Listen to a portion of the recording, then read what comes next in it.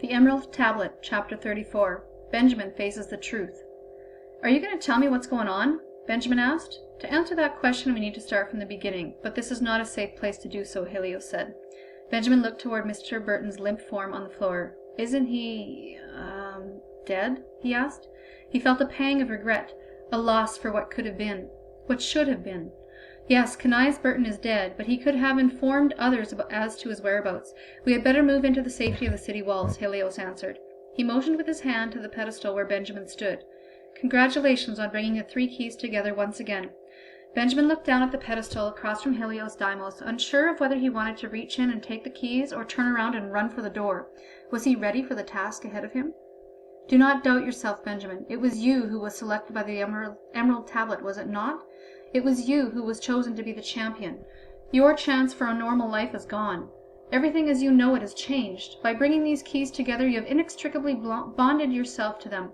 They have been lying hidden, waiting for you for ages, and now they are reunited."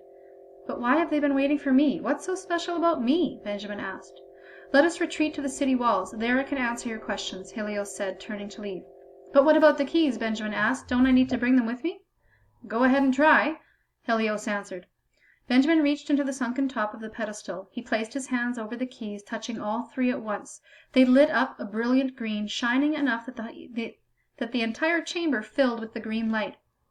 He could feel these keys held his destiny. He knew these keys were a part of him, should be with him. He would choose to take the keys with him. He enclosed his hand around the first of the keys, but found it wouldn't budge. He looked to Helios. Helios raised a single eyebrow. Benjamin reached for the second key, but it too wouldn't move. He grabbed hold of the 3rd key and pulled with all his might. "It will take more than muscle to remove those keys," Helios said. "Like what?" Benjamin asked. "What will it take?"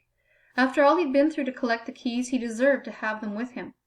It will take another to help you, another just like you," Helios replied. "Like who?" Benjamin asked. "One of my friends?" Your question will soon be answered, but for now the keys must remain here," Helios said. "They will be safe," he said before Benjamin could protest. "But quickly now, we must leave."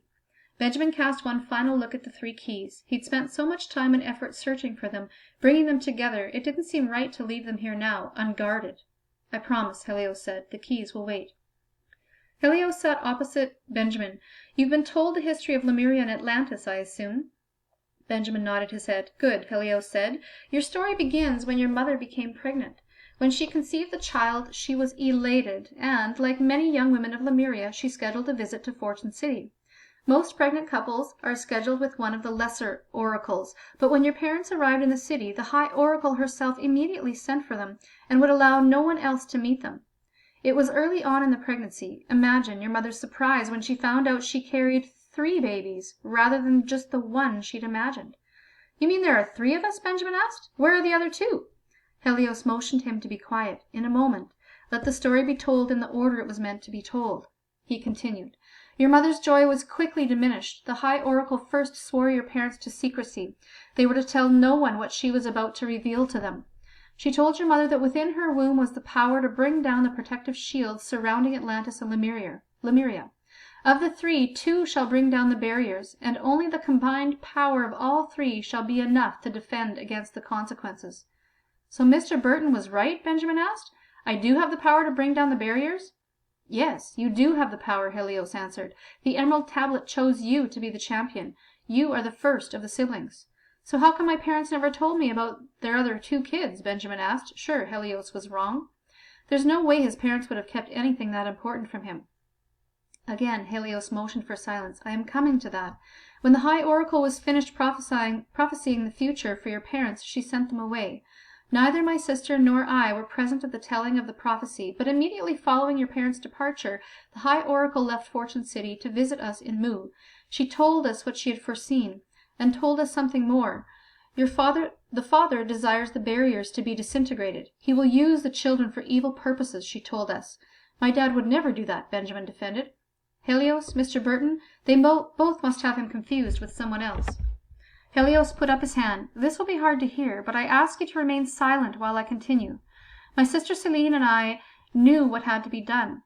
By the time we located your parents, some number of months had gone by. Your mother was nearing her delivery. Your father had been trying to hide her, keep her in seclusion.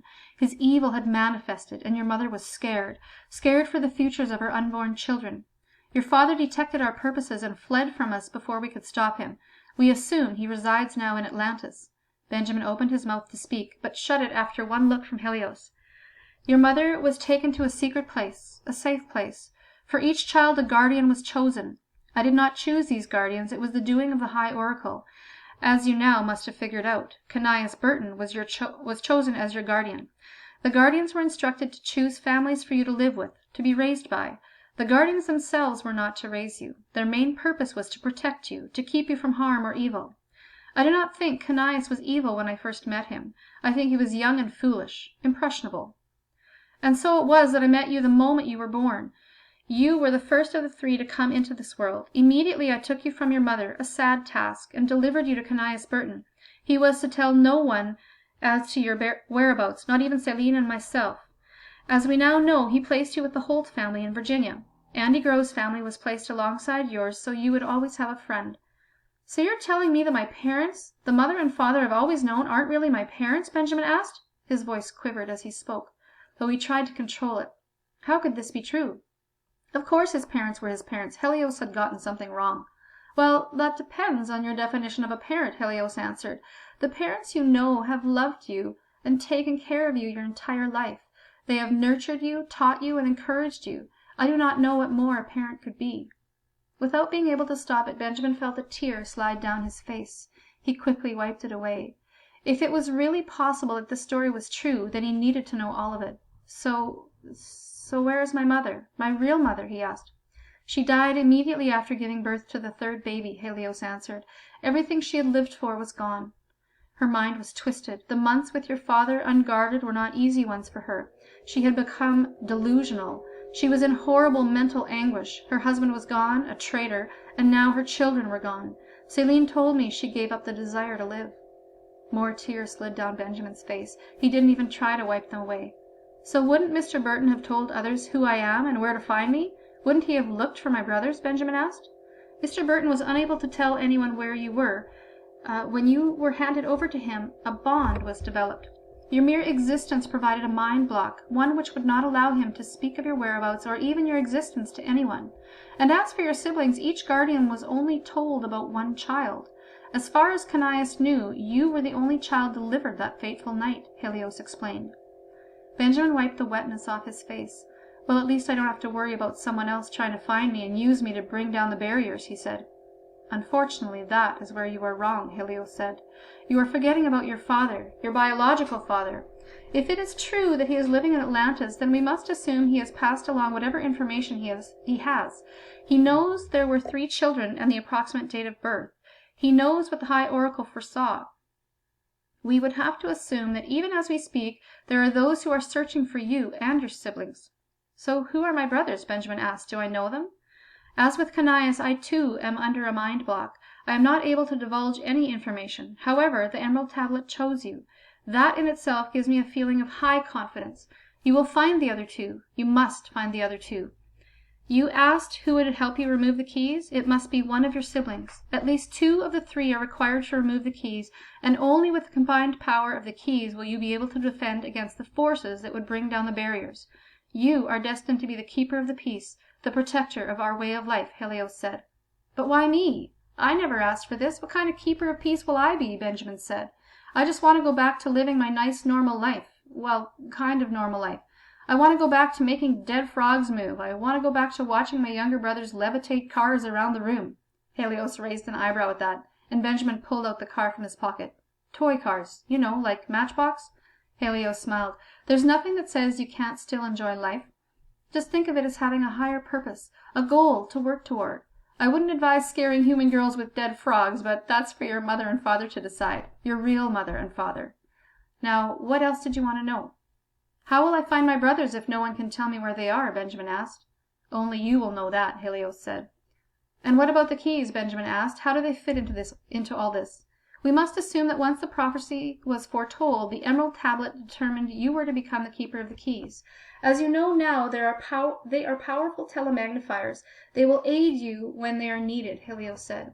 So the memory I had of the ability trials was real after all, Benjamin said. Remember when Andreas Matthias performed at the end? Andreas Matthias may not be performing for a few years, Helios replied.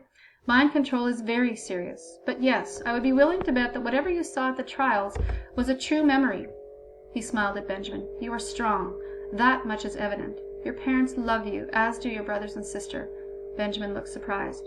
Are you so surprised that I would know anything about you, Benjamin Holt? Helios asked. Well, yeah, kind of, Benjamin replied.